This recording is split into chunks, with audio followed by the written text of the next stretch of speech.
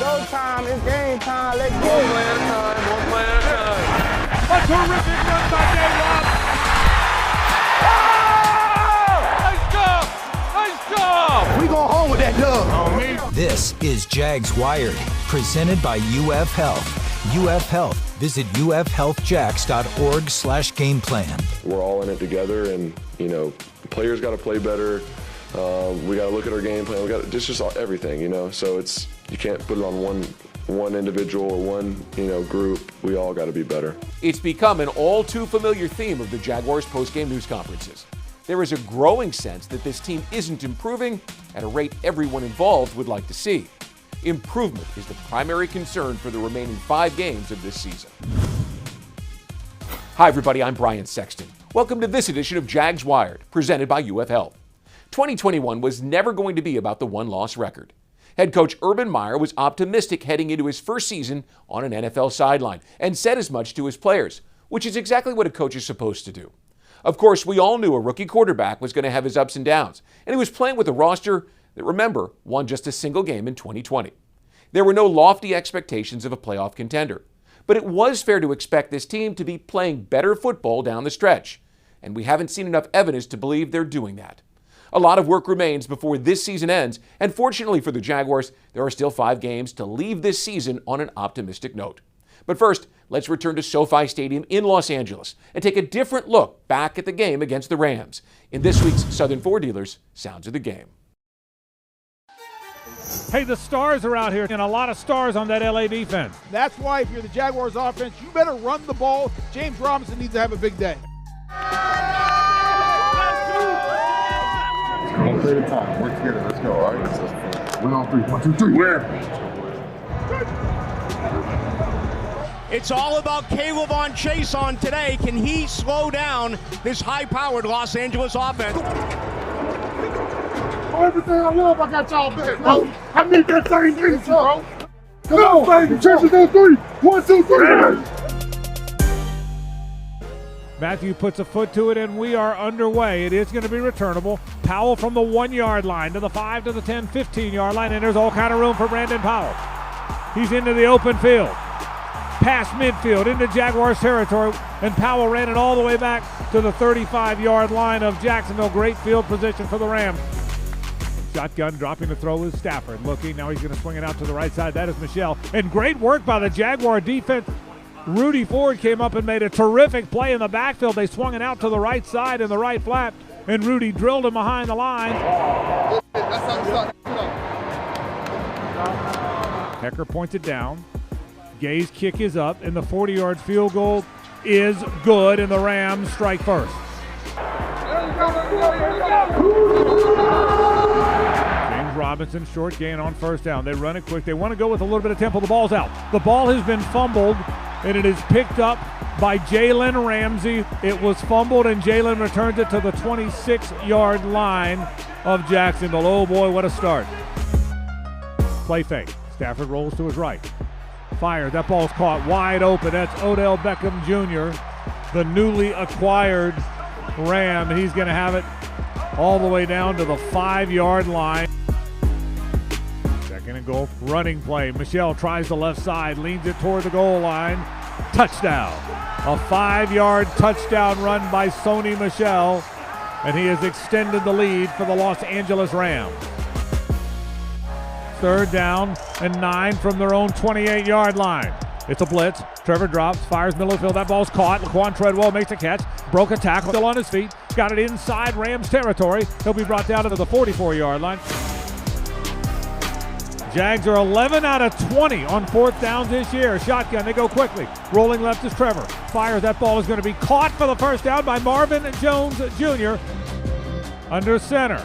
Running play, Carlos Hyde tries the right side into the end zone. Touchdown. A short touchdown run by Carlos Hyde, and Jacksonville is in the end zone.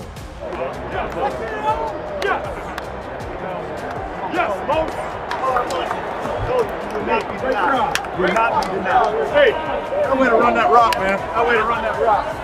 And he has a big-time block, and Hyde just gets right behind the big guys, and that's the movement we've been expecting. 14 plays, hell of a job. Hey, the post ball was beautiful to tread. right? They clouded, the big window guy went with them. Second down and 6. Play fake, dropping the throw. Throws to the middle of the field. That ball is going to be caught. Skoranek went right down the field. Dropping the throw is Stafford again. He's going to get hit. He's going to get sacked. The Jaguars get him back at midfield. DeJuan Smoot finished him off. Big sack by the Jacksonville Jaguars when they needed it most.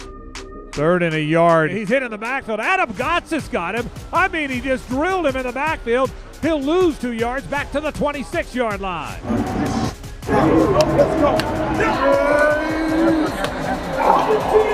Hecker will put it down in the middle of the field. Gay kicks it up, and the field goal is good, and LA has extended the lead, 13-7. Hey, how many ball shots we got, man?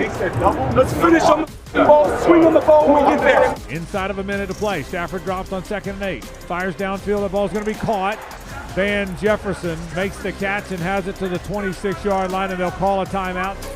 Hecker will put it down.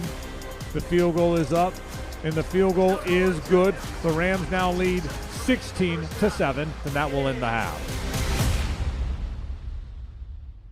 Here we go. Let's go score now. Let's go. Let's go. Jags are 2 out of 6 on 3rd down. This is a 3rd and 5 from their 30-yard line. Dropping to throw is Trevor. Scrambling right, just fires it downfield, and it's going to be an incomplete pass. Man, oh man, he was being harassed again. 3 and out, and they'll punt it back to the Rams. 16-7 game, Rams, and they're on the move again. Shotgun for Stafford. Michelle stands to his left. It's a blitz. The Jags blitz him. He fires. That ball is going to be caught. Cooper Kupp's got it. 10-5 into the end zone, touchdown. A crossing route by Cooper Kupp and a 29-yard touchdown pass from Stafford to Kupp extends the lead at SoFi Stadium. Play fake, rolling to the right is Trevor. Looking, fires deep downfield, and that ball is going to be caught. That's Laquan Treadwell, terrific catch. He got it all the way out to near the 40-yard line of Jacksonville and a first down. This is a 4th down and a yard from the 37 of the Rams. Shotgun, dropping is Trevor. Fires, and that ball is incomplete. It was knocked away by Jalen Ramsey. He was trying to get it to James O'Shaughnessy, just a little stop route, but Ramsey knocked it away. And the Rams are going to take over on downs after turning away the Jaguars.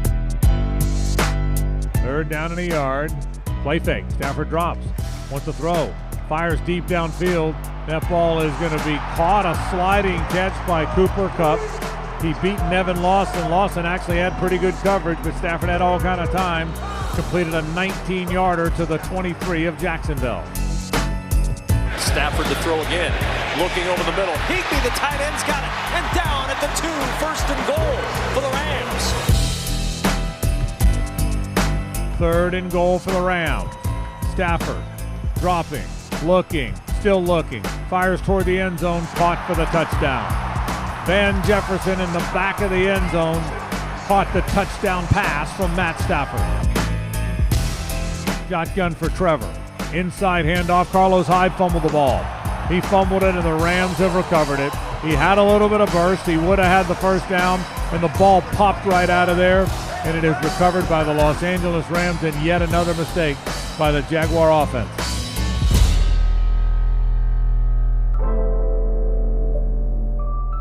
Second and goal from the 1-foot line for the Rams. Stafford under center. He's going to throw a fade to the right side, and that ball is going to be caught for the touchdown by Odell Beckham Jr. He beat Nevin Lawson in the right corner. Touchdown for the Rams. 3rd down, 6 from the 43 of the Rams. Dropping to throw is Trevor. He's going to get hit. He's going to get sacked again. He's just had no chance. 4th down, and on comes the punt team for Jacksonville.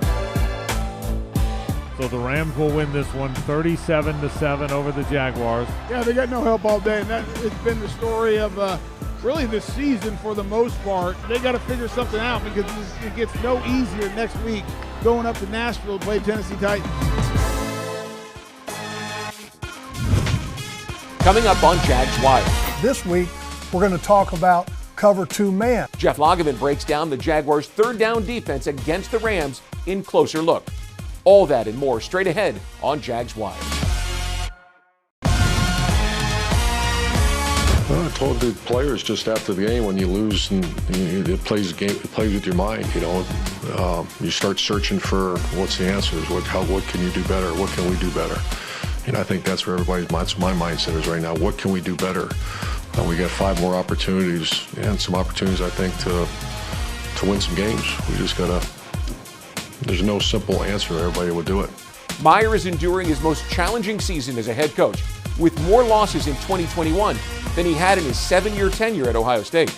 He's asking the right questions, but whether they'll find the answers in 2021 remains to be seen. We're back on Jags Wired. I'm Brian Sexton. The Jaguars gave themselves a chance in the first half in Los Angeles thanks to a strong performance on 3rd down against one of the NFL's best offenses. Jeff Lageman takes you into his football lab to show you how the Jaguars got off the field against Los Angeles in this week's Closer Look, presented by Baptist Health. Dropping to Stafford. Fires deep downfield, and that ball is going to be incomplete. He wanted Odell Beckham Jr. Welcome into the football lab. And in the past, we've talked about cover 2 and the cover 2 zone concept. This week, we're going to talk about cover 2 man and the principle of having 2 deep safeties, having half of the field each, still applies. The difference here is that you're playing man underneath, and against the Rams were trying to get Odell Beckham Jr. on a deep route, and the Jaguars executed the 2-man perfectly because of the technique and the awareness of Nevin Lawson. Nevin Lawson is the defensive back lined up on Odell Beckham Jr. Rayshawn Jenkins is the safety to that side who has the deep half of the field. When you have 2-man, you can play what is called a trail technique.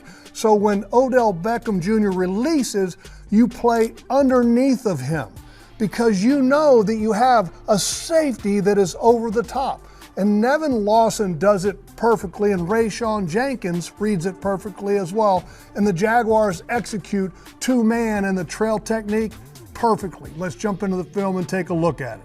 Here at the beginning, you can see that everybody is in man coverage underneath. There's your 2 deep safety. So this is 2-man. And Nevin Lawson knows that he has over-the-top help so that he can play aggressively on Odell Beckham Jr. because he's got Rayshawn Jenkins protecting him. And there's Rayshawn. He takes it over once the route goes vertical, and he's right in position to make the play. Great job of executing this trail technique by Nevin Lawson in this 2-man coverage. There wasn't a lot to say after the Jaguars' 37-7 loss in LA. The mood of the postgame wasn't a surprise after the team's worst defeat of the season. Hear for yourself. Here's this week's Open Mic. I know this, that you're going to keep swinging and keep working together. Is there a confidence issue? Anytime you're not successful at something, that's something we got to fight through.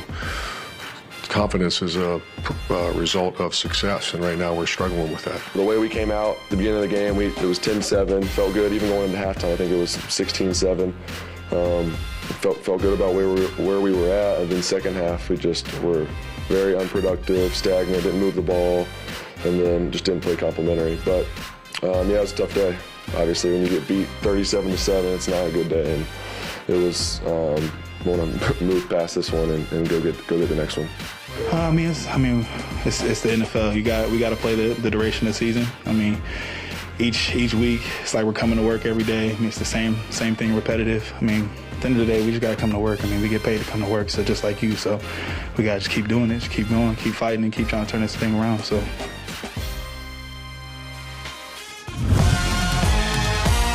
Coming up. Yeah! Let's go. Juwan Taylor was wired for sound against the Rams. Listen in to Mic'd Up, straight ahead on Jags Wired.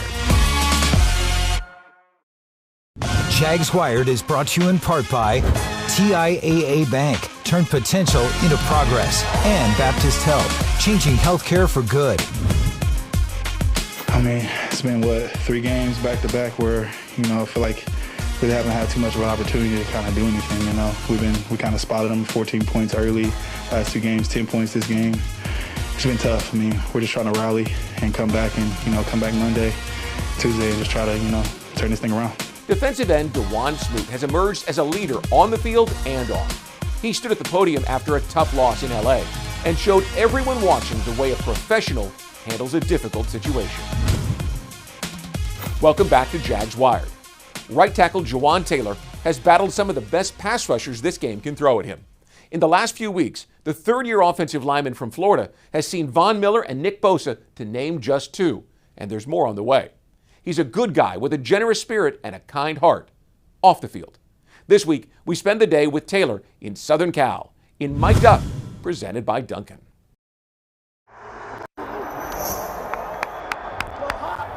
Here we go. Yes, sir, brother. Yes, sir. Let's go, brother. Let's go. Let's go. Yeah, Ma. Yeah. Yeah! Let's go. Go, boys. Go, baby. Here we go. Report. Yes, sir. Here we go, Matt. Good job, baby. Here we go. All you got on me. All you got on 3, 1, 2, 3. All you got. Let's go. Go, baby. Feel me? So, let's go, baby. Let's go. Here we go, boys. Let's go, baby. Here we go.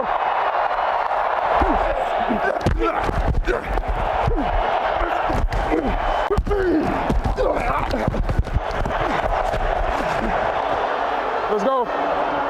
Wash him down. Actually, he played out. So I just tried to pin him inside after he played out to me, but it's kind of tough when they come straight at you. You know what I'm saying? You got to take them straight out vertically. So I just got to come off more vertical and not so wide.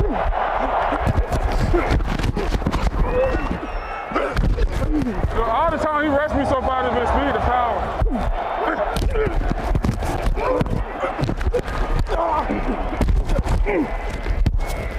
Great job. Appreciate it, brother. Here we go, D. Here we go. Yes, sir. Good job, D. Good job, D. Believe, baby, believe. Believe, baby. Let's go, O. Let's go, O. Believe, O. Let's go. Ah! That's it.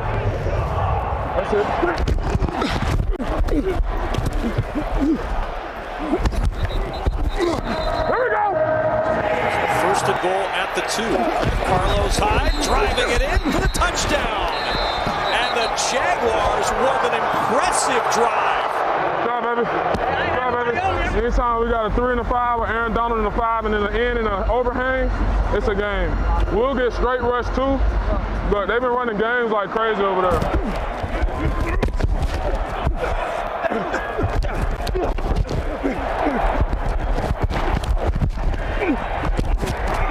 Aaron Donald, yeah, good player, bro. And it was crazy when he came into the league. They was like, he an undersized D tackle. They didn't think he was gonna be like that good. Aaron? Yeah. And then he ended up just being the best. Good game, y'all, boy. Good game, bro. Stay healthy, man. Yep. Good luck to y'all, man. Good game, brother. Good game, bro. Coming up, we'll look ahead to a divisional matchup against the Tennessee Titans. That's next.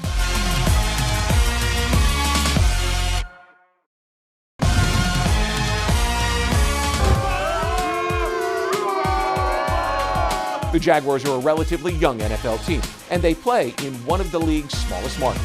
But there is a loyal following, which our cameras found at SoFi Stadium in Los Angeles. There aren't as many as some franchises, but it's tough to find fans with more passion for their team. Welcome back to Jags Wired. I'm Brian Sexton. This week, the Jaguars find themselves on the road for the second consecutive Sunday, and this time it's in the AFC South. Winning is important every week in pro football. However, when you face the Texans, Colts, and Titans, it's even more important. The Jaguars have struggled with the AFC South for longer than they care to admit. They're currently on an 8-game losing streak against the South and know that the only way they're going to become a contender in the AFC is if they first become a contender in the AFC South. The South is the path to the playoffs, and the Jaguars are farther away than they'd like to be based on their result against those three teams. The Titans will take the field coming off consecutive losses of their own, but they're also coming off the bye week. The Titans lead the league with 17 players on injured reserve, and they're close to setting an NFL record for the most players used by a team in a single season. They're playing without Derrick Henry, A.J. Brown, and Julio Jones, which hobbles them considerably, but they're still on top in the AFC South and know what's at stake against a team they've beaten the last 4 times they've played. And finally, rookie quarterback Trevor Lawrence was running for his life last Sunday against a Rams front capable of causing trouble. It didn't help that at one point he was playing without center Brandon Linder and right guard Ben Barch. The O-line has endured its share of injuries this year, which has only made Lawrence's transition to professional football even more difficult. We'll have to keep a close eye on the offensive line into Nashville this weekend. We let off the show with a statement of the obvious. This season was never going to be about how many wins or losses the Jaguars finished with. This season is to be judged solely on the development of the rookie quarterback. Right now, it doesn't look promising, but there are 5 games to play and 3 against teams the Jaguars know well. Perhaps there's time for Lawrence, who will see teams for the second time, for the first time in his NFL career, to rebound and find a groove that leaves us all excited about 2022. We'll see you next week when we look back at the game against the Tennessee Titans. Good night, everybody.